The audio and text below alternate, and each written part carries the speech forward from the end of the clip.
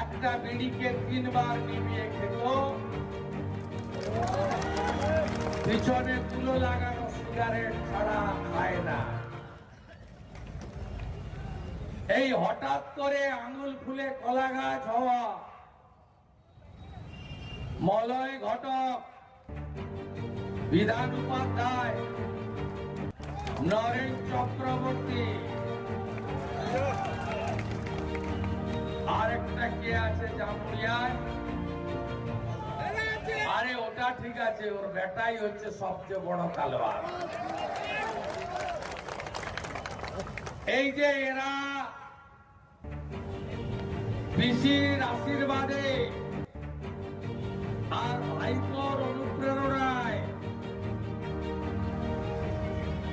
আর police বাবা পার করেগা।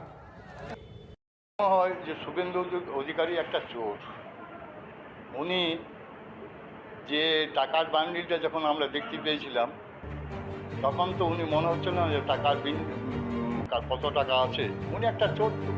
উনি নিজের এরিয়া যেখানে উনি আছেন সেখানে সিন্ডিকেট করেছিলেন টাকা খাবার জন্য। আস্তে আস্তে সবগুলো ধরা পড়ল। আর আসানসোলে যেটা বলে গেছেন, আমার মনে হয় উনিই এখানে কন্ট্রাক্ট করতে এসেছিলেন যাতে কয়লা বালিটা চলে। উনি একটা হচ্ছে সবটার থেকে 3rd ক্লাস লোক, 1 নম্বর হচ্ছে ও মাথা খারাপ হয়ে গেছে, ব্রেনটা খারাপ হয়ে গেছে। ও যখন কথাবার্তা বলে তখন দেখে মনে হয় না চোখ এবং ওর পজিশনটা দেখে মনে হয় পাগল, একটা পাগল হয়ে গেছে।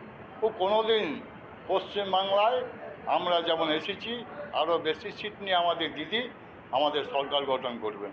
তারপরে দেখব শুভেন্দু অধিকারী কোথায় যাচ্ছে, কোথায় চলাচ্ছে। আমার তো মনে হয় যে আমাদের 26-এর পর উনি আবার সেই দিদির পায়ে পড়বেন, সেই দিদির পায়ে পড়ে আবার তিনি ঢুকবেন। তবে আমরা ওকে আর ঢোকাবো না কোনোদিন। আমাদের সরকার অন্তত, আমাদের পার্টি অন্তত কোনোদিন এটা ঢোকাবো।